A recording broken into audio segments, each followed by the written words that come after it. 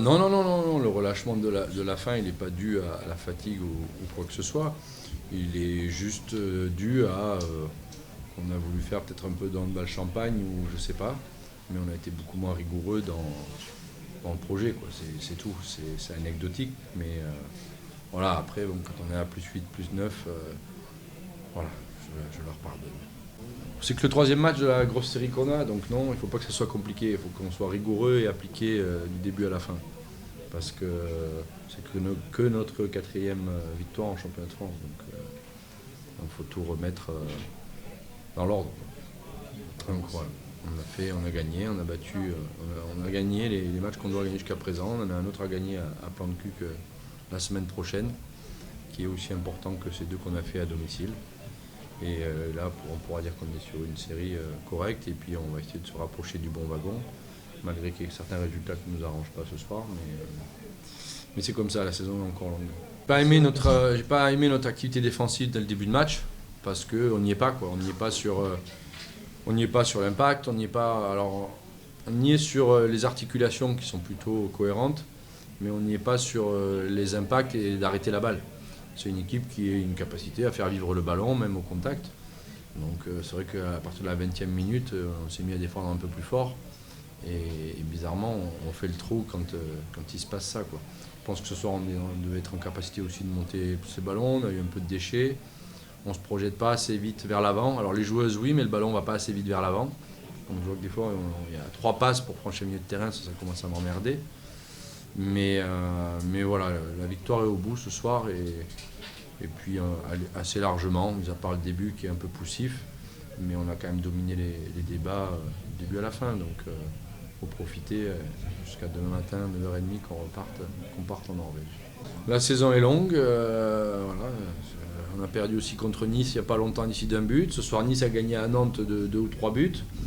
Donc tout le monde est à prendre au sérieux. C'est aussi la qualité de notre championnat de France qui est de plus en plus attrayant pour des grandes joueuses.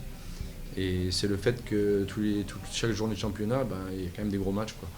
Alors de temps en temps, il y a des éclats ou des gros écarts contre des équipes un peu moins fortes, mais je trouve que le championnat se densifie énormément quand même. Parce que, mis à part Metz qui surnage, après quand on voit que Saint-Amand a battu Brest, de la 2e à la 10e, voire 11e place, il faut prendre tous les matchs au sérieux, quoi. Oui, ça fait partie de la gestion que je m'étais fixée à partir du moment où je pense que les rotations peuvent aussi nous amener quelque chose, hein. Je ne mets pas Juliette fort pour lui faire plaisir, hein. Tout simplement, c'est qu'il faut aussi, avec grosse qualité, sur une équipe comme ça, je savais qu'elle était en capacité de s'exprimer. Je ne l'ai pas mis pour lui faire plaisir et au petit bonheur la chance. Et bien sûr qu'aussi ça permet à Alizé de souffler un peu parce qu'elle a été beaucoup utilisée en Coupe d'Europe. Mais ce soir, les temps de jeu sont relativement équilibrés, on va dire. Et ça permet de mettre tout le monde, de mobiliser tout le monde. Parce que sinon, c'est difficile de ne pas jouer avec 8 joueuses pendant la série des 14 matchs qui arrivent. On met 30 buts, on en prend que 22, voilà. Et nos gardiens nous ont fait le taf, même s'il n'y a que 11 arrêts ce soir. Voilà, c'est un match correct. C'était pas aussi précis et aussi juste que ce qu'on a pu voir dimanche. Mais chaque match est différent. Donc voilà, l'essentiel, c'est de ne pas s'être fait peur, d'avoir fait un bon match, un bon résultat, on va dire. Je ne sais pas si le match a été bon, mais en tout cas, on a fait un bon résultat. Et puis individuellement, la feuille de match, elle est plutôt propre parce que tout le monde marque des buts. Le danger vient un peu de partout. Louis QC était un peu malade, donc c'est pour ça qu'elle a été économisée ce soir aussi, notamment sur la fin de première mi-temps et deuxième mi-temps, elle ne se sentait pas super bien. Mais quand Pauline et Robert prend 2 minutes, on est obligé d'en avoir une autre. En Coupe d'Europe, ça sera différent, on part à 3 pivots. Donc voilà aussi pourquoi Pauline n'a pas beaucoup, Louise n'a pas beaucoup joué ce soir. Ouais, on va franchir encore une étape contre cette équipe de Molde 2, qui est une équipe qui est habituée à jouer la Coupe d'Europe, même la grande Coupe d'Europe, la Ligue des Champions, dans un championnat norvégien qui est plus faible que le nôtre, quand même, il faut être clair.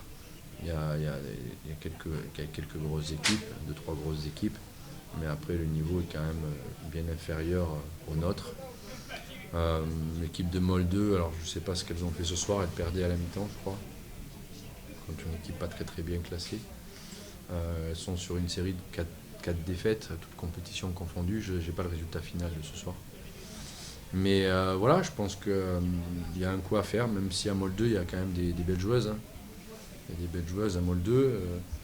Pour ceux qui suivent le SBF, on va retrouver une joueuse qui a joué chez nous, hein, il n'y a pas si longtemps que ça, la gardienne de but, là, Stanvik, qui avait fait un passage éclair chez nous, qui a débuté la saison et qui est reparti au mois de novembre, un truc comme ça. Ça a été un beau fiasco, cette joueuse.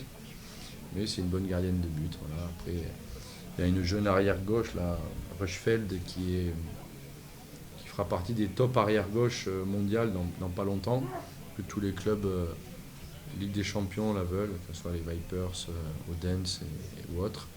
Tout le monde se bat pour avoir cette joueuse-là. Et ensuite, il y a les sœurs O'Bailey qui sont de belles joueuses aussi, notamment la demi-centre, je crois, qui a marqué 16 buts le week-end dernier, je crois. Un truc comme ça. Donc il y a de la matière, il y a des belles joueuses. La Norvège Interdonball, on sait la qualité du jeu qu'elles sont capables de produire. Donc voilà, on va être attendu parce qu'elles font -1 à Dortmund, premier match de Coupe d'Europe chez elles. Je pense que la salle va être pleine parce que c'est des fans de handball en Norvège. Et ça va être sympa de jouer des matchs comme ça. Ça va être sympa. Donc voilà, on va y aller humblement, mais en sachant que voilà, on est sur 3 victoires consécutives, toutes compétitions confondues. On engrange de la confiance, on joue bien. 4 avec le match de Bera Bera avant la trêve. Donc voilà, on a bien débuté la Coupe d'Europe, on a bien débuté le championnat sur cette phase par retour, parce qu'on en est encore aux phases des matchs allés. Donc tous les feux sont ouverts, il n'y a pas de bobo. On va aller jouer crânement notre chance là-bas. Ah oui, si on arrive à faire un coup là-bas, on se mettrait dans une position plutôt agréable. Pas dire confortable, c'est que 2 victoires. Hein. On a quand même 6 matchs à faire, donc si on en perd 4 derrière, ça ne servira à rien. Mais voilà, on nous a promis une poule très dense, très compliquée. Chaque fois qu'on a bien abordé. Donc maintenant, on va essayer d'aborder ce premier déplacement, ce premier très long déplacement en Norvège.